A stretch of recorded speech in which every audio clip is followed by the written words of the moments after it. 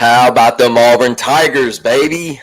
The Auburn Tigers go on the road 38-24 over the Baylor Bears. Whew. Y'all, we said that this game was possibly the biggest game in the last 5 years for the Auburn Tigers. And you go out and you find a way to win a game. And you were in some tough situations, right? I think that's what impressed me the most is you were in some critical key moments that 4th and 1, you had to pick up a first down right there. You didn't want to give Baylor the ball back, and you let Ja go run for a touchdown. You made some big, crucial plays. Keldrick Fault picking up a sack. Your offense sputtered. You're up 17-10. Baylor gets the ball back. They had a little momentum, and Keldrick comes off the edge and picks up a big sack on Sawyer Robertson. Things like that, man, where you were in big-time moments. And in the previous years, Auburn probably doesn't make those plays. But last night, they made them. And I think that was the difference. And the excitement of watching that game last night was you had gotten into, as a fan, you had gotten into this repetitive what's the word I'm looking for? You had gotten comfortable with watching Auburn not make those plays. You had gotten comfortable with knowing that Auburn was about to find a way to lose the game. And last night, they did not. They found a way to win the game. And one of my keys going into it was what? Make a play late to win a game. And you did that. It was a team effort to go out there on 4th-and-1 and make a play late to not give Baylor the ball back with that explosive offense. And you did it. You went and got 6. Just what an effort by this football team. What an effort to go out and make it happen on the road when a lot of people were picking against you and saying that Baylor was, they're going to win the Big 12. We think this is a playoff team, in which I think they're really good. I think their defense is terrible. But their offense, boy, I know our defense has some questions, and we'll talk about it, but that offense is elite, man. Sawyer Robertson is as good as it gets. The Trigg kid at tight end, I think he's phenomenal. The Cole Wilson kid, absolute burners. They got some dudes over there on offense. They got some dudes. I think the running back's really good. The Washington kid, we weren't going to let him get off. And I think Auburn did a really good job of that. He did bust one, but it was called back for holding. But, man, what a game, what a win. Hugh Freeze, play all the golf you want to, brother. Go out and play 2 rounds today. Play 2 tomorrow. Play 2 Monday. I don't care. You won a big game at Auburn. And, yes, this clears Texas A&M from last year. It clears. I think this was the best win for Hugh Freeze since he's been at Auburn. For you to come out on the road playing a high-quality P4 opponent that has been picked to win their conference, and you go get it done. You go get it done. Super excited about it. So I want to start with obviously the quarterback position. And I know that's what everybody wants to talk about. I know that's what everybody is excited about.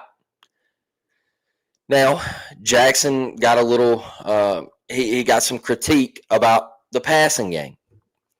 Now, I hear some people say, oh, well, he's got to clean up the passing game, or they're not throwing it enough, or they're not giving their receivers many opportunities.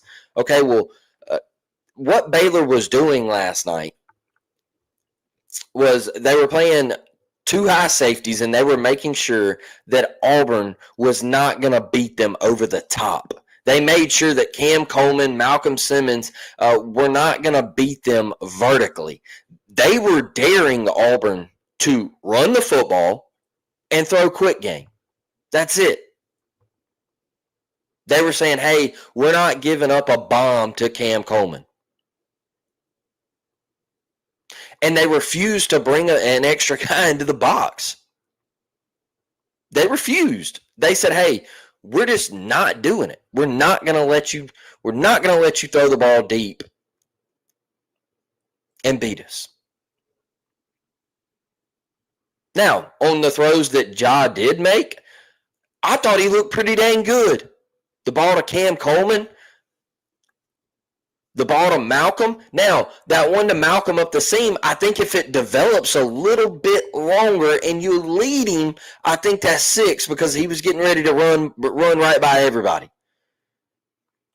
But in that situation, in the down and distance, I'm okay with putting it on his numbers because you picked up a first down when you had just previously had, 2 false starts from Mason Murphy and Xavier Chaplin?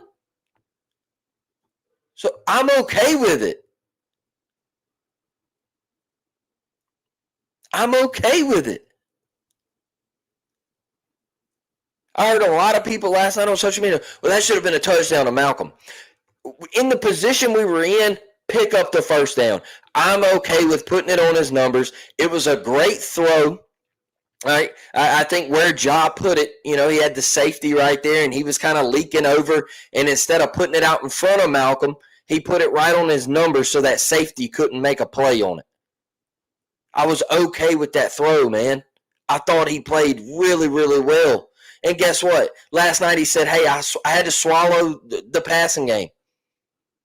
I had to swallow my pride a little bit and just say, hey, go run the dang football. And that's okay. Sometimes you got to do that. If something's working, why try to change it? If they can't stop you, why change it? There's no reason to. I thought Auburn did a great job last night with throwing quick game to Eric Singleton Jr. Hey, you're going to keep giving it to us? We're just going to toss it out to him here real quick, back-to-back times. Bang, bang. Give us 7-8 yards. I thought they did a great job with getting Eric Singleton Jr. A couple touches. He had 10 rushing yards, getting him on the jet sweep. I thought it was a great job for Hugh Freeze. That is something that we haven't seen since he's been at Auburn. But for him to look at that Baylor defense and say, hey, we are gashing them on the ground. Continue to feed your horses, man.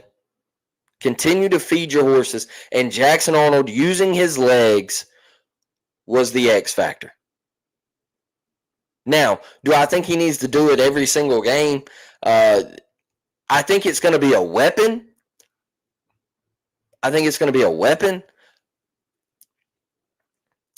But I don't know, man. If he plays like he did last night, I absolutely love it. I want our quarterback to, I want him to make it through the whole season.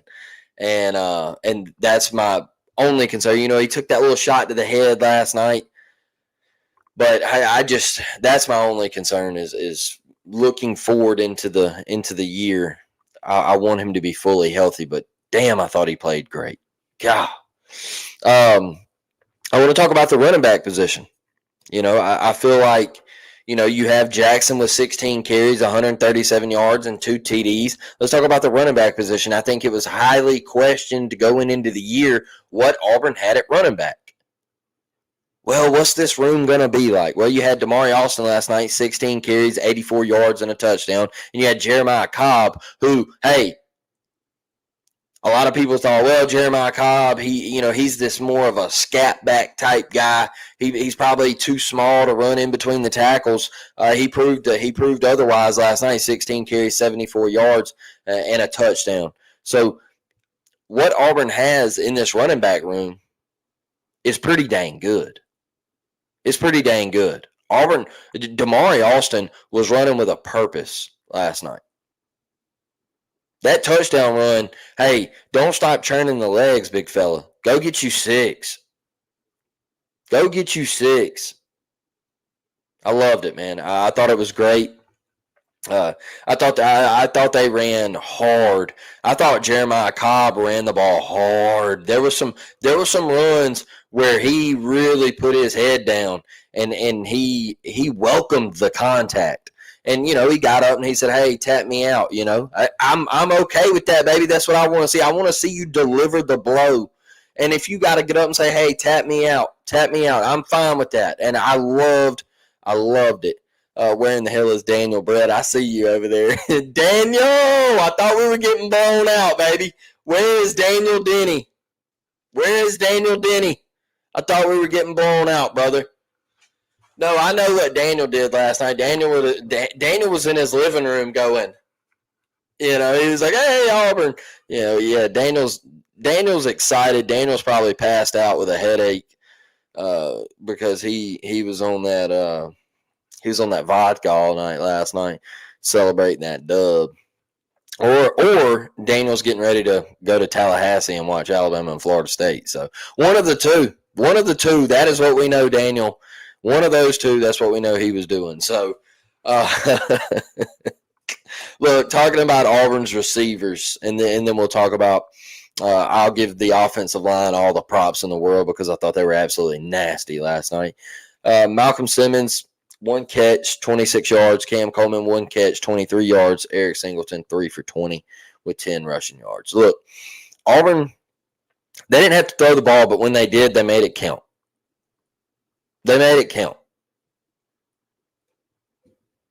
That's all I'll say about it. They made it count.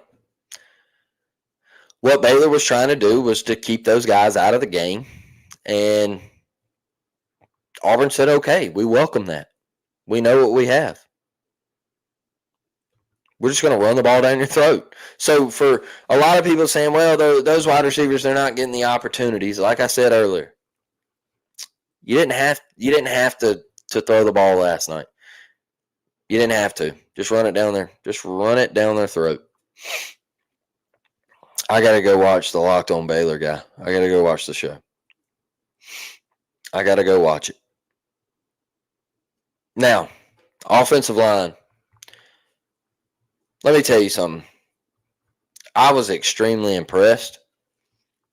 Beginning of the game, it's exactly what I expected. Some clutterness. Yeah, you might be off a little bit. Crowds hyped up. See a couple false starts. But after that, boy, they were freaking locked in. They were locked in. Y'all, I think we got an offensive line.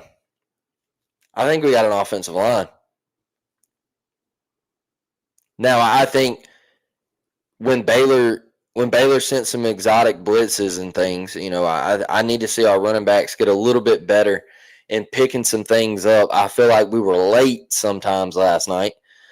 But, man, that offensive line, I thought, we all obviously Connor Lew, but I saw Jeremiah Wright getting active. Oh, man, I just I think we're pretty dang talented in that department this year, and we've got depth as well, so that's a good thing. And you're right, Brett. You're right. Yeah, I think we need the exotic blitzes that Aranda brought last night, letting guys come free.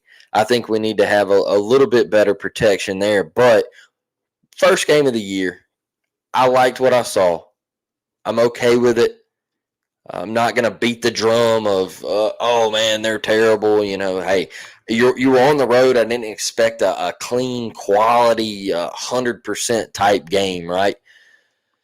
Auburn had 1 negative play all night, just incredible. And look, that'll drive me to my next point, and then we'll kind of trickle over to defense, and then we'll get in the comment section and live it up there.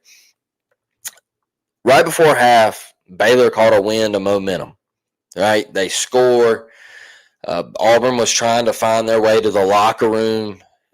They send the blitz off the edge, and Jackson kind of stepped up and he tried to make a throw, and he ends up throwing a backwards pass, and they're scrambling for it, and Jeremiah Cobb falls on the football, and you avoided disaster, right? And that was your big negative play. That was that was the turnover that we all talk about, like, oh, goodness, how is Auburn going to find a way to lose this game? And Auburn avoided that. Auburn had a guy go make a play with Jeremiah Cobb, and you found a way to avoid disaster. And that's something that's different this year already in game one that hasn't been there the last two seasons. No actual turnovers, Devin. You're absolutely correct. Love to see it. All we heard all spring and summer and fall camp was, well, Jackson Arnold, all he did was fumble the football last year. All he did was turn the ball over. He just, look, man, go eat crow, all right? Go eat crow. You suck, all right? I'm tired of hearing about it. He didn't turn the ball over not one time last night. He made the great decisions. He didn't put the ball in any type of harm's way. Go eat crow. A lot of you talking heads out there, I think you just ramble about stuff. I think you just say stuff for clicks. And this brings me to my next point.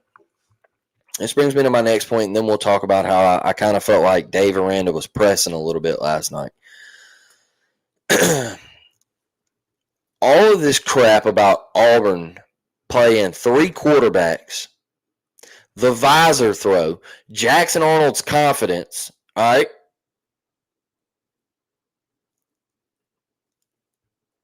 All of you just post crap on the internet and you run with it so you can get your clicks, so you can try to get paid by Twitter or TikTok or whoever. Y'all just openly spew BS. Oh, well, Hugh Freeze threw his visor. That means Jackson Arnold sucks. No, Hugh Freeze threw his visor because Jackson Arnold didn't do what Hugh Freeze told him to do.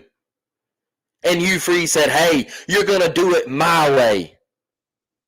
It's called coaching, and it's called a player wanting to get better because he accepted the coaching. But then you take it even further with, oh, well, Auburn's going to play three quarterbacks. You knew dang well Auburn wasn't playing three quarterbacks unless it was a blowout last night. Unless it was a blowout. You knew that they were rolling in there with one quarterback, but you talking heads, you got to take it and you got to run with it. You got to try to get your clicks. You got to try to get your clicks, man. And it gets you nowhere. It makes you look like a fool. For what? For what? All you do is just make yourself, like, I don't even believe what you say. I immediately click, man, I can't follow that dude. SEC Mike. To me, I feel like he's just a massive troll that has the biggest following. You talk crap about Auburn all off season, and then the first thing you do is you get on there last night and you're like, wow, Auburn's pretty good. No, I don't want to hear it. I don't want to hear it. Because you get on these sets and these TV shows and you talk crap all off season about, man, this team, they got Hugh Freeze as a coach and he's terrible. No, I don't want to hear it. It's lazy. It's lazy. Boy, it makes a difference when you got a quarterback who will go make a play. It makes a difference when you got a quarterback who will go make a play. Jimmys and Joes, not X's and O's. Always remember it. Players win games. All right? Players win games. When it comes down to 4th and 1, players win games. Jimmys and Joes, not X's and O's. Keldrick Falk, go make a play, win a game. Rayshon Pleasant. Special teams, 100 big ones. How many times has Auburn been killed on special teams to lose massive games? And we got one last night. We got one. Hey, soon as he hit the sideline, I said, hey, he flipped another switch, and my boy was to the apartments. I said, get out the gate, cuz we have been killed by special teams. And you finally got you one last night.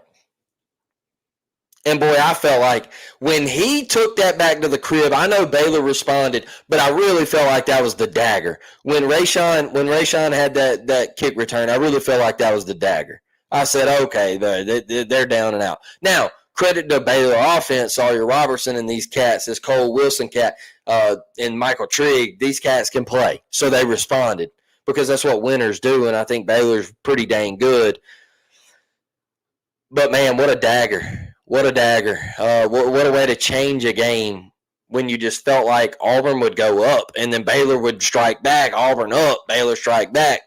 Now, one thing I think that didn't help Baylor is take the points, Dave Aranda. What are you doing? What are you doing? I can tell you what I think you were doing. You don't believe in your defense. You don't believe in your defense. You told your defense in the first quarter that they were cheese. You were up 3-0 inside the 5. You decided to go for it, and you didn't get it.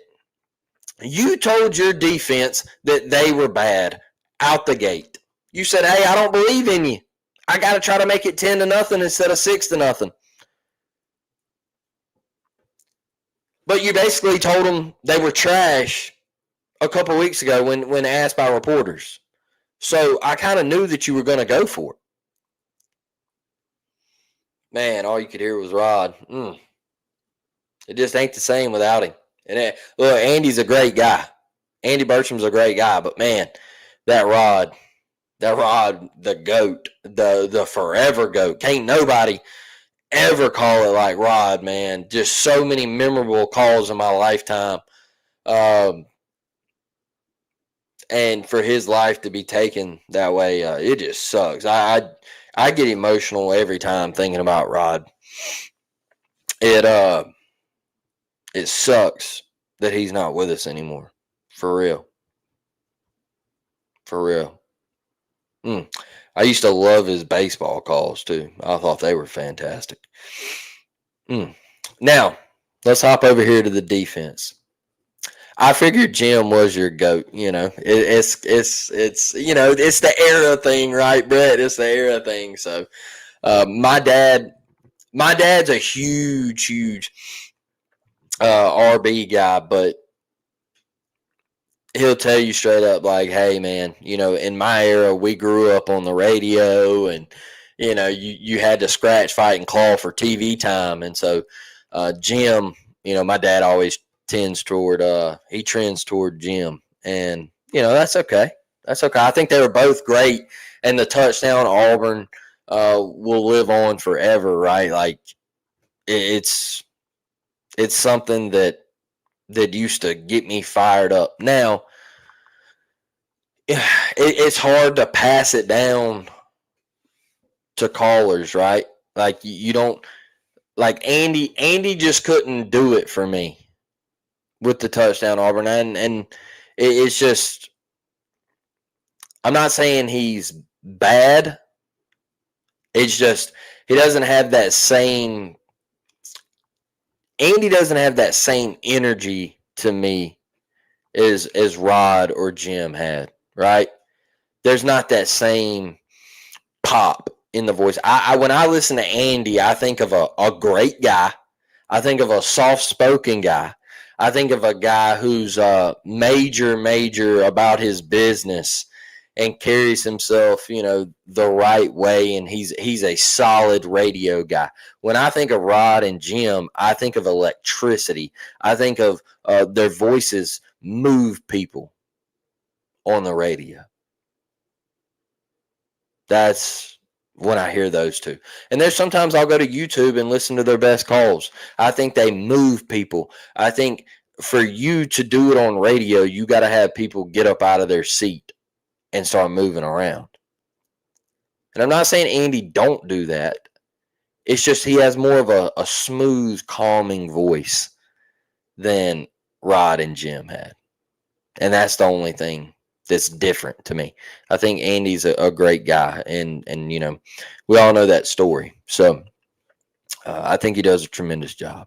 But Brad Law, yeah, let me pull this one up real quick because I'll give you my take on Brad Law. I think Brad Law has an electric radio voice like RB and Jim had. I do. I think he makes hairs on the arm stand up. He gives you that goosebump type feel.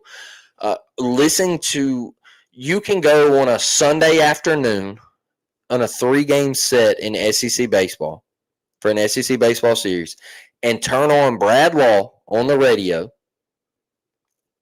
and you listen to his baseball calls and they are fantastic.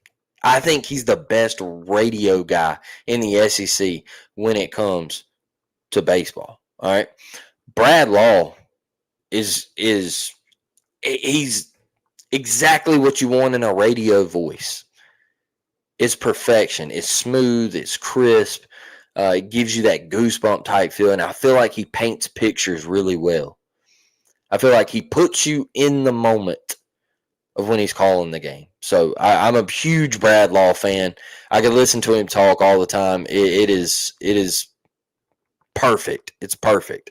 And that's the difference with TV and radio is you got to have that voice. If you don't have the voice, you're not going to make it far.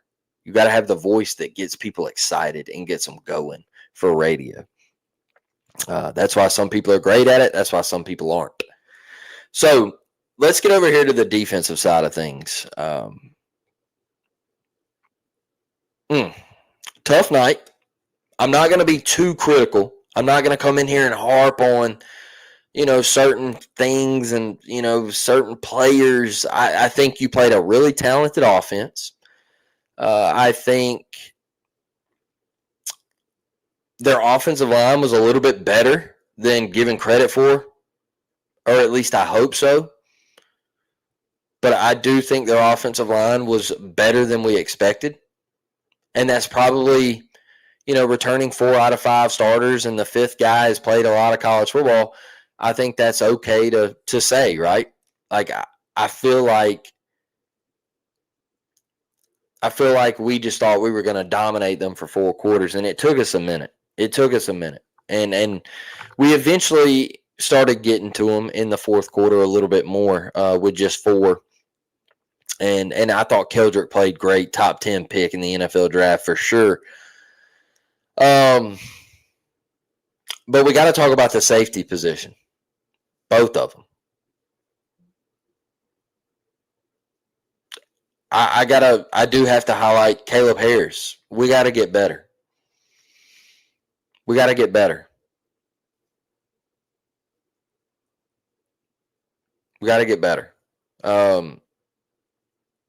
I thought Harris had a bad game. I thought Robinson had a bad game.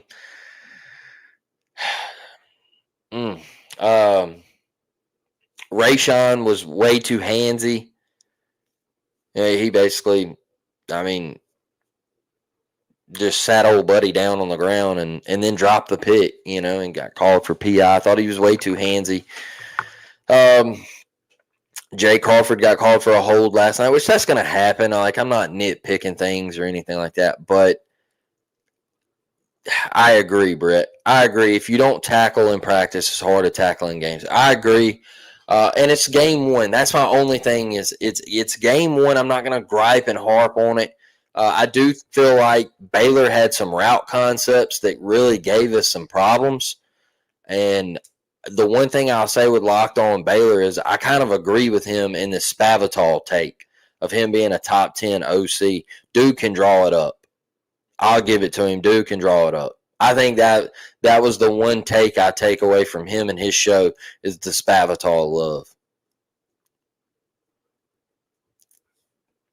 I'm with you. I'm with you, Brett. I don't. I for sure think he's a box guy, and I think he struggles in coverage. And I think he had a couple of moments last night where he absolutely froze. And it looked like he was standing in concrete. But that's okay. I still think he's super talented. I still think he's a big part of this defense. I need to see some better linebacker play. I didn't think they were terrible, but sometimes they were taking themselves out of plays but it's not a bad performance in week 1. I didn't think it was a panic type performance where, oh goodness, no, I think you just got to go to the drawing board the next 2 weeks. And one thing I'll say is I was talking to my buddy Trey last night, and he said, man, the defense has got to get it together. Remember, last year, this defense didn't really come on until about like week 4, week 5. All right. Like the defense didn't start really getting it together until we started figuring some things out, the guys who were going to be on the field and things like that. So just be patient a little bit. You got 2 weeks with Ball State and South Alabama to really get it corrected, get this tackling on point. I do think the front and the linebackers, they did a great job with keying in on Bryson Washington. They did a great job there and shutting that Baylor run game down. And hell, what's crazy about Baylor's offense is I think they're so good that Auburn kind of made them one-dimensional, and they still found success. And the Trigg kid is a beast. And the Trigg kid, he is an NFL caliber type player. And I think they got a slew of receivers over there that I didn't respect. I did not respect. I'll be honest with you. I didn't think they were that good, but they're pretty dang good. So I got to give them their credit, man. That Sawyer Robertson, I tell you, he's a dog. He's a dog, and I underestimated how good he was off of that LSU game. The bits and pieces that I watched of it, I underestimated how good of a legit passer he is, and I think he stones, man. Like he's got stones on him, and he can spin it. He really can. I think he's a solid quarterback. He's going to do big things out in that Big 12, man. I think he's going to be great. So I give them credit there. I go over here and look at these team stats, man. First downs, Auburn had 25 to Baylor's 23. Big thing for me right here is you were 50% on third down conversions. Third down efficiency last night. You were 5 of 10. You were 1 for 1 on fourth down efficiency. Baylor was 3 of 6 on fourth down and 5 of 15 on third down. Like I said, man, Dave Aranda, I feel like he started trying to be Lane Kiffin. And one of the fourth downs, 4th and 8, 4th and 9, he busted us for the touchdown with Kobe Prentice. But I feel like he was pressing a lot because he felt like his defense wasn't good. And he said, hey, we can't kick field goals to beat Auburn. We're going to have to score touchdowns. But you ended up giving Auburn points and momentum by going for some of those fourth downs. You gave Auburn a free 3 points last night when you went for it on your own 40. You throw the shot to Cam. You get down there. You kick a field goal with McPherson. Hey, and how about Alex McPherson? Uh-oh. Emma and Levi said, tell Daddy we said hey and we love him. The kids are awake. The wife is awake. And so tell them I love them, and I will be in there here shortly. So how about Alex McPherson, man? Getting to see him come out and have success last night, I did think that was great. But you gave Auburn a free 3 points. You passed up a free 3 points by going for it inside the 5. I just felt like he was pressing a little bit. And I think Brett mentioned it earlier in the comment section that Aranda was pressing. He kind of was telling his defense, in my opinion, that they were cheese. Total yards, man. Auburn put up 416 yards. Baylor put up 483. And I think the highlight of that is 419 of those were Sawyer Robertson. Auburn committing to shutting down the run, and they did do that. It was fun to see Baylor not have any success on that front. Yes, it was, Brett. The fourth down TD was on Caleb. He froze. It looked like he was standing in concrete. Yep, exactly, for sure. He just froze up, and I guess the concept, like that route was basically to run at him and make him make a decision. And Caleb, I think Caleb, when he saw him, he said, "Okay, well, they're just going to run like a little drag or something, and they're going to keep it short." And then when he hit that cut, Caleb was cooked, and they ended up scoring. And Champ couldn't recover. Champ couldn't get over the top to stop it right there. So that's why I think Spavital's. I'll give it to old buddy. I think Spavital is pretty dang good with drawing some stuff up. Auburn had 108 yards passing. You didn't have to really throw the ball, folks. You just run it right down the throat. But he was efficient. He was 11 for 17. And I think that's all it takes, man. What did we say coming into this game? Just don't make the massive mistake. Make the right read. Deliver the football. I think he had great decision making. Threw a couple nice balls. That one ball that I think it was like third and 8, and he hit Horatio Fields on that little comeback. And Horatio had some hand fighting going on. He made a great contested catch, fights for the first down. That was a huge, huge play in the game for the Auburn Tigers, and just a great throw from Jackson Arnold.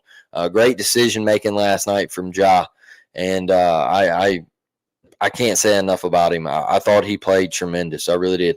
The glaring stat of the game is definitely 308 rushing yards for the Auburn Tigers to 64 rushing yards for the Baylor Bears. When it's that lopsided, folks, I think you can see a clear path to victory for one team. And it was definitely on the side of the Auburn Tigers. The Auburn Tigers ran the ball 51 times last night for an average of 6 yards per rush. 51 times last night. Now, credit Hugh freaking Freeze, man. Credit Hugh Freeze for going in, and you didn't hear no BS about, well, it was really hard, like I felt like Jarquez was tired today. No, you had two backs, and you had a quarterback that wanted to put their head down and go make a play. And you ran the football. You stayed to the script. And Hugh Freeze did that. There wasn't none of this fugaze of, well, man, Hugh's going to get in the fourth quarter and he's going to try to get tricky and he wants to throw the ball. No, good old Auburn primetime football, baby. Take us back. Gritty, grimy, nasty. Bread and butter. 3 yards in a cloud of dust. That's Auburn football. That's the bread and butter of Auburn football. That's what it's always been. And I'll always say this. I love the shiny cars on the outside, right? I love the luxury vehicles. They're great. Cam Coleman, Malcolm Simmons, Perry Thompson, Horatio Fields, Eric Singleton Jr. Oh, man, they're awesome. But guess what? The bread and butter of Auburn football is to run the damn ball. It's to run the ball. Brett, you're headed to God's country. Brother, it's snowing in Auburn. The vibes at Toomer's Corner looked phenomenal. I mean, seeing those trees get rolled after last night, that big of a win, that big of a victory, we haven't felt that way in 5 years. We haven't felt that way in 5 years. The vibes are off the charts. I was sick of getting called a basketball school. I was tired of going and going into football season knowing that we were going to get our heart broke. Having a coach from Idaho who cared more about Mexico than he did Auburn, Alabama. Seeing the dysfunction in year 1 with Hugh Freeze and Philip Montgomery. Seeing the dysfunction in year 2 with Hugh Freeze and Peyton Thorne. I was tired of it. I was exhausted. I was ready for a massive win. Not a win where we've only won 4 games and we somehow beat Texas A&M. That wasn't the win that I wanted.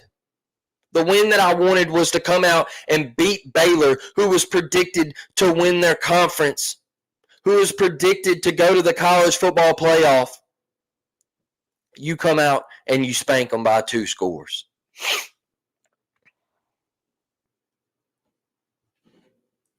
That's what I love. That's what I was waiting on.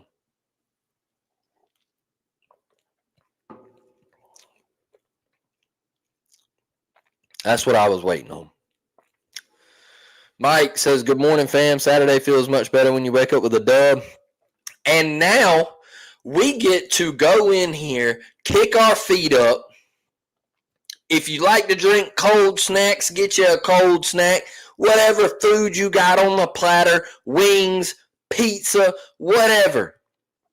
Whatever you like. I think today we're doing ribs, brisket, baked beans, potato salad, whatever.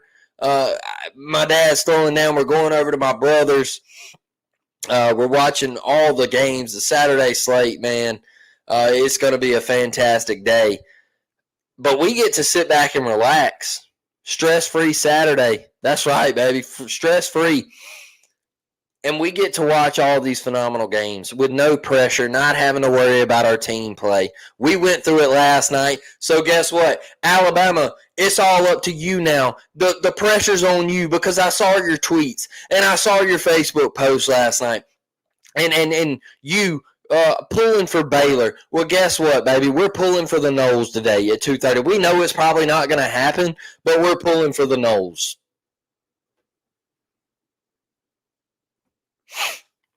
The vibe is definitely different than the A&M game last year. Last year it was a release of built-up frustration.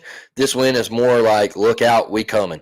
For sure, Brett. I think that's why I was so excited last night about this Auburn team is, once again, when it wasn't going your way, you found a way to make a play. That's the difference. That's the difference. It wasn't having to have a guy drop a ball in the end zone that hit him right in the chest for you to win a game. No, it was you went and made a play. The game was in your hands, and you went and made a play. You know what I'm saying? Like, that's the difference to me, is Auburn loses that game the previous 4 or 5 years. Auburn would have found a way to lose that game. But last night they found a way to win that game. That's why it felt different to me. I had a blast watching it, man. Had a blast watching it. Whew. I'm a FSU Gus's fan. I think we all are. Hey, screw Alabama, man. I hope they don't win a game. Where's Daniel? Daniel, we're still looking for you. Y2K, man. Hey, big props to Baylor. Not going to get on here and hound you for the Baylor Bears, man. Sawyer Robertson's a guy. Like I said, they got weapons. I was very, very pleased with Baylor. I think they're a great team. They just got to fix their defense, man. You got to start recruiting the guys. And that's why I always say Jimmys and Joes, not X's and O's. You can put your team in certain positions all you want as a coach, but if you don't have the dudes to execute that plan, you're not going to win. Now, every now and then, you might see something crazy and some crazy upset happen, but 9 out of 10 times, you got to have the dudes. During Jackson's postgame interview, he said, Freeze asked what play on 4th down, and he said, give me the ball, coach. I got this. Love it. Love it. Man, that's a leader. Hey, and last night when he scored and he was in there, he started celebrating. I said, go on, boy. I said, they said you wasn't confident. They said you wasn't confident. They said you didn't have no confidence. And he was over there smiling. He was, all right, let me get in it. I loved it, man. Watching him with a smile on his face. That is one reason why I do root for the transfer portal at times, is because I feel like when you go somewhere and it's not going your way and you've tried to battle through it and fight through it, sometimes you just need a change of scenery. And that is one reason why I do like the portal. Let's was on the live during the whole game. Y2K, man, hey, shout out to you, brother. You guys got a dog at quarterback. You got dogs at receiver. You got a dog at tight end. I was very, very pleased with Baylor. Your defense has just got to get better. And I don't know what Aranda's got to do. Well, I mean, he's got to recruit better players on that side of the ball. But I think that's y'all's only downfall is your defense, because your offense is absolutely electric. And I underestimated it a little bit. I'll be honest with you, Y2K. I didn't think your offense was that good. And you were. You were phenomenal, actually. And I think Spavital, he's got a bag, and he likes to get all up in it. I think he's one of the better play callers.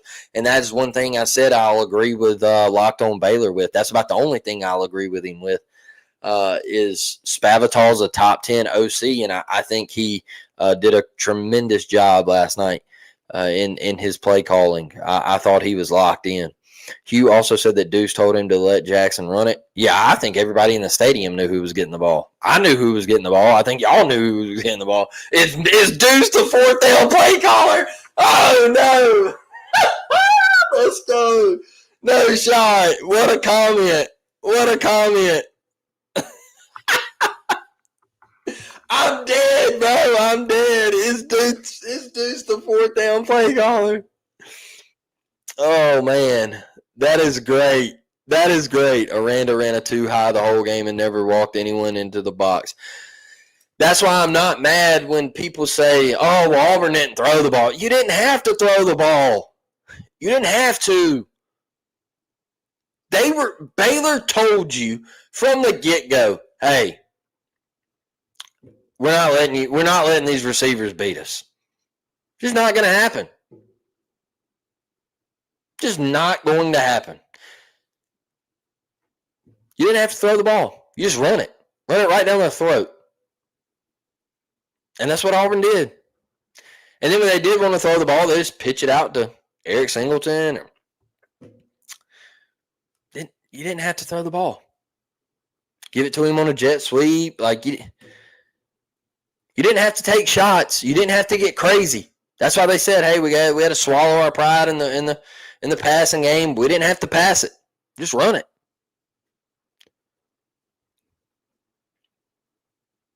I'm with you, Y2K. I felt like it took some steam out of your I feel like it took some steam out of the stadium. I feel like it took some steam out of your players going for it. I feel like Aranda sent a message to his defense that they weren't good. I think that's what him going for it. Why not go up 6-0, man? Why? You're in the first quarter. You're in the first quarter. So then when it was 14-3, it would have been 14-6.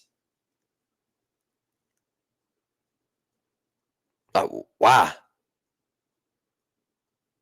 I just don't get it. Doesn't make sense to me. Never. Look, my grandpa, Lord rest his soul, my grandpa, he always used to say, never chase points until you absolutely have to. And we have a problem in college football. We have a problem in college football where we have head coaches who try to chase points in crazy situations. Now, an Auburn fan might bounce back and say, well, Auburn went for it on 4th and 1 to end the game. Look, that's a completely different situation. Auburn also has a somewhat problem at kicker right now because Alex isn't 100% healthy. Hugh didn't want to put it on him. And you're having huge success on the ground game. Last night you felt like Baylor couldn't stop you for a yard. But to go out in the first quarter and just basically say, hey, look, we're going for it. I'm sorry, man. I got to take the points. It's the way I was taught growing up. You don't chase points unless you absolutely have to. Kickoff return hurt. Yeah, I thought that was the dagger, Y2K. Now, y'all responded. I think you did great, man. Every time Auburn threw a dagger at you, it's like Baylor caught it. Sawyer caught it. and he just threw it right back, and he said, hey, bang, I'm here. I thought he did a great job, man. Thought he did a great job. Aranda seemed stubborn, more worried about the big play wide receivers. It was death by 1,000 cuts. It was just weird to me, man. I think it's not only Aranda. Like I said, I think it's a lot of college coaches where you see it all the time. Like some of these coaches going for 2, like after they score right out the gate to make it 8-0. I don't like it. Not a huge fan of it. Oh boy, my kid's going there getting active. If Baylor would have stacked the line, then the wide receivers would have had a big game for sure. And I think Baylor knew that. Saying that we was down 1 score and had momentum until that return, for sure. That broke the back right there. All the old timers said that hurt it my whole life. Analytics seem to have ruined the game in some ways. Yeah, I think you let some nerds get involved and look at percentages and all that stuff. And rough. Devin, the Auburn crowd was great last night. We picked the perfect seats near the band and surrounded by fellow fans. Love that. Hey, and shout out to Miss Devin, man. Going to the game, keeping us all updated, like was active in the group chat during the game, was showing off some photos at the game and saying how she's still undefeated. Shout out to Miss Devin, man. I think it's great that you went and supported your Auburn Tigers, and we got the dub, and it looked like you had a tremendous time. So shout out for you. Still at the game and being active and responding to people in the group chat. I think you did a tremendous job, and we really appreciate it. We really, really do. And I think that's what's great about this group, man. This group of people that we interact with every single week. We get on here, and it's like a family, man. You see Miss Devin go to the game, and she share her trip to Waco and things like that, and we get on here and we talk and we have fun. I think that's what makes it special for me. That's why I like doing it. It's a fun time. Y2K says Marshall going out didn't help any on the defensive line. Yeah, that was a big loss, man. Watching him come out in a boot was a big, big loss because you're right. It was a depth thing, and that's a guy that, he was moving folks. I thought he was playing really well, and you lost him. And then I think Auburn really realized that, hey, we got him now, and you didn't let your foot off the gas in the run department. So AU will be in Texas again this year. We need that dub. You know what to do. Yeah, undefeated. Miss Devin's a go-getter in Texas. When Auburn goes to Texas, me, I went to the Final Four in San Antonio and we lost. So I didn't want to go back to Waco. I didn't want to go back to Waco and lose again. So I stayed away. I didn't want to do it. I had to drive home from San Antonio with an L, and so I didn't want to have to go out to Waco. It was a tough decision, but we got it done. That's all that matters. So I stayed away. Look, I think Auburn's going to be ranked, and this is what I'll close the show out with. I think Auburn's going to be ranked. You got a 14-point win on the road against a quality opponent that, like I've said numerous times, was projected highly in their conference and was right outside the top 25. And a lot of people thought they were a top 25 team. Let me break this in here. Mike, appreciate the $9.99 super chat, brother. War Damn Eagle, appreciate you, brother. I appreciate each and every one of you as well. Like I said, man, it means a lot. It's something that I think gets us all away for Auburn sports, and we get on here and we get to have a good time. And hold on, Y2K. We floated a keg before kickoff with only 10 of us. Hey, man, you're a problem. You're a real problem, Y2K. You and your boys, you might have not won the game, but you won the party, it seems like. You won the party. And I'm glad. Look, man, that's what I like about college football, too, is Y2K gets in here. He's a Baylor guy. we were doing our trash talking in the comments leading up to the game, and then he gets in here post game, and he's having fun with it. That's what college football is about. It ain't always got to be hostile. It ain't always got to be. It ain't always got to be. Electricity and fireworks 100% of the time. We can all come together and have some fun in these comments. So, look, like I said, I'll end it on this. I think Auburn's going to be ranked in week 2. You're going to get Ball State at night in Jordan-Hare. I think this is something that the Auburn faithful is looking forward to.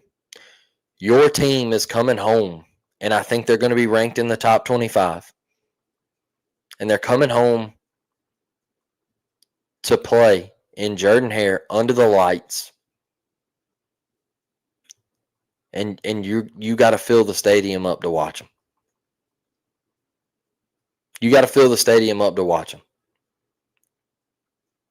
And I think that's special. That's something that we ain't seen in a minute. And for Auburn to go get this dub and get out on the right track, get out on the right foot, it's feels damn good. Feels damn good. So, y'all, thank y'all. I appreciate y'all. Have a great weekend. The Auburn Tigers are 1-0. Have a great weekend. Let's go get a good hate watch in at 2:30. Good day to you, Y2K. Appreciate you, brother. And remembering your uncle and be good out there. Be safe, man. We appreciate you joining and interacting with us. But Auburn fans, man, go enjoy it. Hate watch at 2:30. You love to see it. Let's go have a day. Let's go eat a lot of good food. Drink some cold snacks. Drink some soft drinks if you're down with that. Whatever. Don't drink and drive, but go have a blast today. All right, go live it up. Go talk your ish.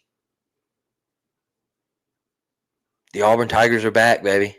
War Damn Eagle. I'll talk to you soon. Love y'all. We're out. College football is even more exciting when you've got some action on the line, and the games are even better when you're cashing in. And the Voice of College Football is the place to be to get the greatest value. Start with my picks. 75% against the money line, 58% against the spread, and I've got a 40-plus year track record. 11-0 in the college football playoff for me last year against the money line, 8-3 against the spread. And I'm just the warm-up act. Steve Merrill of Wager Talk is our ace in the hole, show stopper. 7 years with the Voice of College Football, over 30 years in the industry. Steve gives us analysis on all the big games, but you can't miss Steve's weekly under-the-radar pick. 28-12 against the spread the last 3 years. You also get picks from some of our top analysts here at the Voice of College Football, including Corey Bratta, Matt Zemek, and Steve Dace. Check out those numbers. Become a YouTube or Patreon member for just $99 per month. Go to the main channel on YouTube, click join, and then select the betting tier. Do the same thing on Patreon. Make 2025 a winner now.